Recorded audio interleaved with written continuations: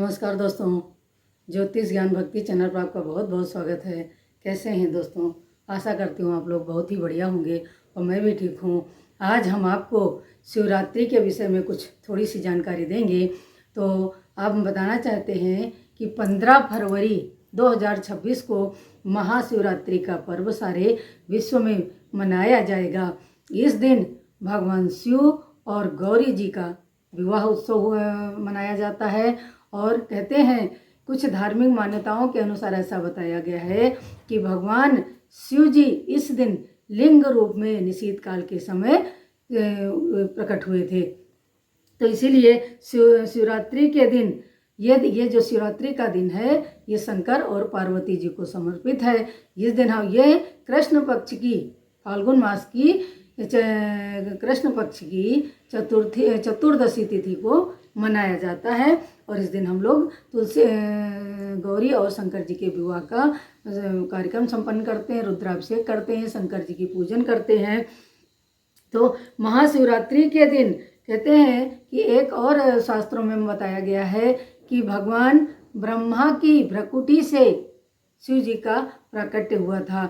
और भगवान जब शिव जी ने ये अपने आप को अखंड और त्रिकालदर्शी मान लिया तो भगवान ब्रह्मा जी बहुत रुष्ट हुए और उन्होंने शिवलिंग का पता लगाने के लिए ब्रह्मा जी ने शिव जी की परीक्षा ली। और शिव जी शिवलिंग के रूप में इतना विशाल रूप में प्रकट हुए कि आकाश पाताल कहीं भी उनका छोर नहीं ढूंढ पाए। ब्रह्मा जी भी ऊपर की तरफ गए और शिव जी जो है ब्रह्मा जी जो है वो नीचे तरातल में गए और विष्णु जी जो है वो शिवलिंग को देखने के लिए ऊपर की ओर गए। तो दोनों को उनका ओर छोर कहीं नहीं मिला। अंत में जब वो काफ़ी परेशान हो गए, निराश हो गए, ना उनका ओर मिला ना छोर मिला, तब वो अत्यधिक दुखी हो करके और हाथ जोड़ करके प्रार्थना करने लगे, हे भोलेनाथ, मैं आपके लीलाओं को नहीं जान सकता है, मैं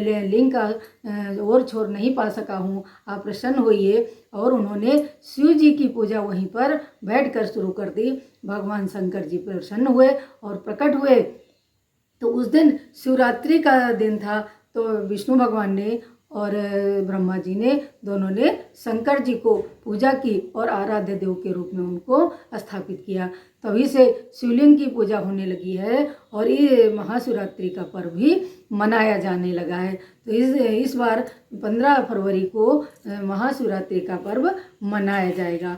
तो दोस्तों कहते हैं कि महाशिवरात्रि के दिन जो भक्त बड़ी श्रद्धा से 4 पहर की पूजा करता है और बेलपत्र, दूध, दही, पंचामृत से उनका अभिषेक करता है, काले तिल और अखंड अक्षत और मंत्रों के द्वारा, ओम नमो भगवते मंत्रों के द्वारा जो उनका अभिषेक करता है, जलाभिषेक करता है, उसको सभी असाध्य रोग दूर होते हैं, सभी मनोकामनाओं की पूर्ति होती है और भगवान शंकर जी प्रसन्न भी होते हैं। तो कहते हैं शिव और शंकर दोनों में क्या अंतर है यह जानिए। तो कहते हैं कि शिव प्रकाश पुंज स्वरूप है। शिव जो है वो प्रकाश पुंज स्वरूप है जिसकी हम लिंग की स्वरूप में पूजा करते आ रहे हैं, वो है शिव। और जो शक्ति जो उसका अर्घा बना हुआ है वो शक्ति स्वरूप है। तो शिव और शक्ति की लिंग के रूप में सभी भक्त पूजा उपासना करते हैं। और जो शंकर जी हैं, शंकर जी साक्षात मूर्त स्वरूप हैं, वो निराकार स्वरूप में मूर्त रूप में बताए गए हैं, उनका नाम शंकर है। तो जो शिवलिंग की पूजा करने से सभी कामनाओं की पूर्ति होती है, सभी रोग दूर होते हैं। और अगर किसी के कारणवश आपकी जन्म कुंडली में अगर काल सर्प दोष लगा हुआ है तो आप शिवरात्रि के दिन एक नाग नागिन का जोड़ा बना करके शिवलिंग पर इन मंत्रों के द्वारा अगर स्थापित कर देते हैं तो आपके जो कुंडली का काल सर्प दोष है वो दुष्प्रभाव नहीं देता है, शुभ प्रभाव देने लगता है। तो पहले तो मंत्र नोट कर लीजिए, उसके बाद फिर आगे की विधि बताऊंगी।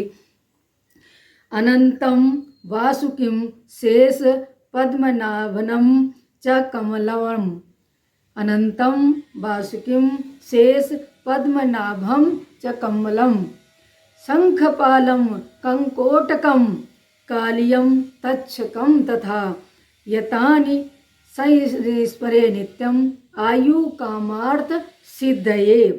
कहते हैं कि काल सर्प दोष में जो सर्प के 12 नाम बताए गए हैं, उन नामों के द्वारा यदि शिवलिंग पर नाग नागिन का चांदी का जोड़ा बनवा करके और इन मंत्रों के द्वारा अगर उन पर स्थापित कर दिया जाता है और इसके बाद किसी आचार्य ब्राह्मण से रुद्राभिषेक करा दिया जाता है शिव महाशिवरात्रि के दिन, तो आपके कुंडली का काल सर्पदोष समाप्त होने लगता है और आपके कार्यों का विघ्न भी दूर होने लगता है, आपके कार्य बनने लगते हैं। तो भगवान शंकर भूत भावन है, वो सभी की मनोकामना पूर्ण अवश्य करते हैं। तो ये मंत्र आपको मैं लिख के दे दूंगी, आप उसको याद कर लीजिएगा और इस मंत्र से आप अगर नाग नागिन का जोड़ा चढ़ा देंगे तो आपकी काल सर्पदोष की शांति हो जाएगी। और अगर किसी कामनाओं हेतु अगर शिव जी को प्रसन्न करना चाहते हैं तो आप सारी सामग्रियों को लेके जाएं, फूल माला, धतूरा, बेलपत्र, अक्षत, दूध, दही, पंचामृत और बेर। इस जो ऋतु फल बताए गए हैं बेर में, तो बेर भगवान शंकर को अति प्रिय है। शिवरात्रि पर बेर को चढ़ाना बहुत ही शुभ माना गया है। फलों के रूप में बेर को शिवलिंग पर या शंकर जी को समर्पित करने चाहिए। तो महाशिवरात्रि पर भगवान शिव साक्षात लिंग में शिव रूप में स्थापित रहते हैं और जो भी भक्त उनकी पूजा उपासना करता है, जिस मनोकामना के साथ उपासना करता है, उनकी सभी मनोकामनाएं भगवान शिव पूर्ण करते हैं। और अगर सुहागिन स्त्रियां हैं, शिव शक्ति की विधि विधान से 4 पहर की पूजा कर लेती हैं, तो उन्हें शिव और शक्ति की आशीर्वाद से अखंड सौभाग्य की भी प्राप्ति होती है। तो दोस्तों, महाशिवरात्रि 15 फरवरी को है। इस दिन आप विशेष पूजन करके भगवान शिव और शिव शक्ति का आशीर्वाद प्राप्त कीजिएगा। और अपने कुंडली में अगर दोष लगा हुआ है तो उस दोष की शांति के लिए आप रुद्राभिषेक कराइएगा। और जो मैं मंत्र बता रही इस मंत्र से नाग नागिन का जोड़ा चढ़ा दीजिएगा तो आपकी शांति भी हो जाएगी ग्रह काल सर्प दोष की और आपके कार्य भी बनने लग जाएंगे, आपकी कुंडली का दोष भी समाप्त हो जाएगा।